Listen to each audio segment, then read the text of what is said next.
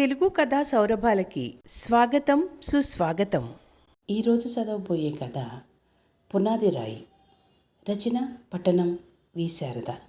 ఇది మన తెలుగు కథలు .comలో ప్రచురించడం జరిగింది. ఇక విందామా? ఆ ఊరు సీతారాంపురం.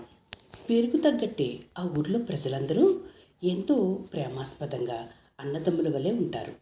ఆ ఊరి ప్రెసిడెంట్ ధర్మరాజు ముక్కుసూటి మనిషి, కానీ మంచివాడు. ఆ ముక్కుసూటితనమే ఆయనకు గర్విష్టి అనే పేరు కూడా తెచ్చిపెట్టింది. ఎంతో ప్రశాంతంగా ఉన్న ఆ ఊరిలో ఒక గొడవ మొదలైంది.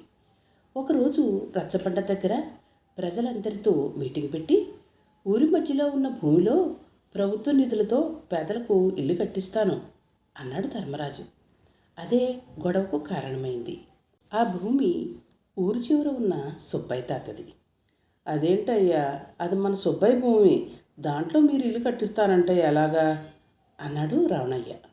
అందరూ ధర్మరాజు సుబ్బయ్య స్థలం కాజేయడానికి, గవర్నమెంట్ నిధులు దొంగిలించడానికి ఇలా పథకం వేశాడు అనుకున్నారు. అయ్యా, ఆ భూమిలో పునాది రాయి అంటూ పడిందంటే అది నా శవాన్ని దాటుకుంటూ వెళ్ళి వేయండి అయ్యా. అది మా తాతల కాలం నాటి భూమి, మీరు దాంట్లో ఇల్లు కట్టిస్తానంటే నేను ఒప్పుకోను అన్నాడు ఆక్రోశంతో సుబ్బయ్య. సుబ్బయ్య మాటలు విని ప్రజలంతా ఆహాకారాలు చేశారు. ఇంత అన్యాయం చేస్తారా అని ప్రజలంతా మండిపడ్డారు. చేసేదేమీ లేక ధర్మరాజు సభ ముగించుకుని వెళ్ళిపోయాడు. ఎలాగైనా ఆ భూమిలో ఇల్లు లేని పల్లె ప్రజలకు ఇల్లు కట్టించాలని కంకణం కట్టుకున్నాడు ధర్మరాజు. ఊరంతా సుబ్బయ్యకు మద్దతుగా ఉంది. ఊరు చివర ఉన్న గుడిసె వేసుకుని బతుకుతున్న తాత ఆందోళన చెప్పనలవి కాదు. పట్టణంలో చదువుతున్న గోపికి ఈ వ్యవహారం అంతా తెలిసి నెత్తురు ఉడికిపోయింది. ఎన్నాళ్ళు ఈ పెత్తందారి వ్యవహారాలు, దీనికి అడ్డుకట్ట వేయాలని చూశాడు. ఆ రాత్రి సుబ్బయ్య గుడిసె దగ్గరికి వెళ్ళి, తాత, నీ భూమికి సంబంధించిన కాగితాలు చూపించు, అవి నీ దగ్గర ఉన్నాయా? నువ్వు ఒంటరి పోరాటం చేయలేవు తాత, మనం ఎంఆర్ఓ ఆఫీస్లో కంప్లైంట్ పెడదాం, మేమందరం నీకు సపోర్ట్గా ఉంటాం, ఈ దెబ్బతో ఆ ధర్మరాజు దొరతనానికి అడ్డుకట్ట వేయిస్తాం అన్నాడు ఆవేశంగా గోపి. తాత కళ్ళు నీళ్లతో పాతబడిపోయి నలిగిపోయిన దస్తావేజులు తీసుకొచ్చి చూపించాడు. బాబు, నన్ను ఎలాగైనా కాపాడండి, నాకు న్యాయం జరిగేటట్టు చేయండి అన్నాడు ఏడుస్తూ. ఆ రాత్రి గ్రామంలో యువకులందరినీ సమావేశపరిచి తాత వ్యవహారంలో అన్యాయం జరగకుండా చూడాలని చెప్పాడు. దాంతో మర్నాడు ఉదయమే అందరూ కలిసి ధర్మరాజు ఇంటికి వెళ్ళి, ధర్మరాజు డౌన్ డౌన్, సుబ్బయ్య తాతకు న్యాయం జరగాలి, ధర్మరాజు డౌన్ డౌన్ అంటూ నినాదాలతో అరిచారు. ధర్మరాజు వ్యవహారం ముదురుతోందని పోలీసుల్ని పిలిచాడు. పోలీసులు లాఠీచార్జి చేసి అందరినీ చెదరగొట్టారు. కొంతమందిని పోలీస్ స్టేషన్కి తీసుకెళ్ళిపోయారు. ఊరి జనం అంతా సుబ్బయ్య తాత వైపే ఉన్నారు.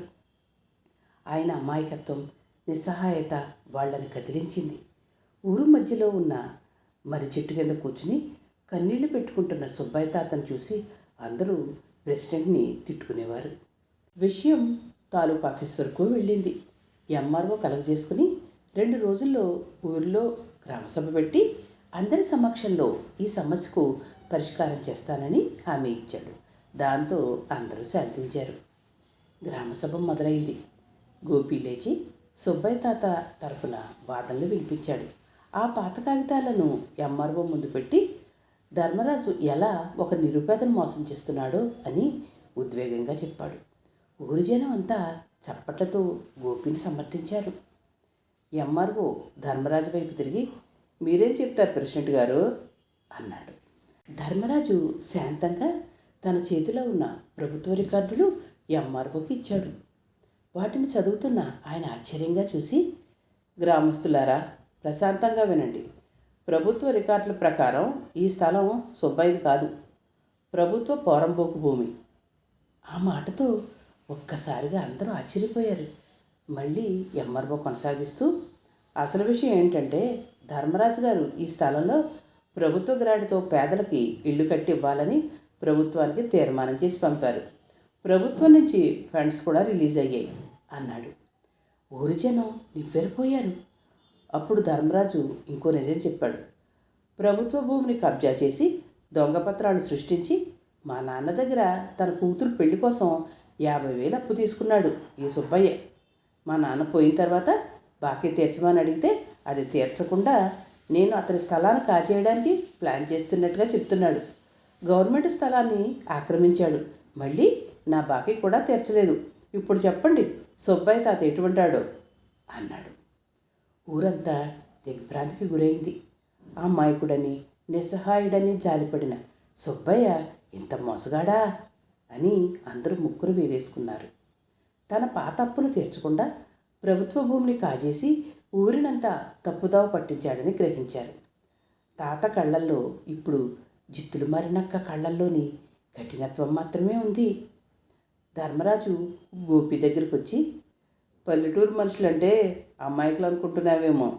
ఇక్కడ రాజకీయాలు ఎత్తుగడలు పట్టణంలో కూడా ఉండవు. కంటికి కనిపించే ప్రతి కన్నీటి చుక్క నిజం కాదు, తెలుసుకో తమ్ముడు అన్నాడు. ఊరి మనుషులను అర్థం చేసుకోవడానికి చదువు ఒకటే సరిపోదని, జీవితం నేర్పే అనుభవం కూడా కావాలని ఆ క్షణంలో అనిపించింది గోపికి. కథ సమాప్తం.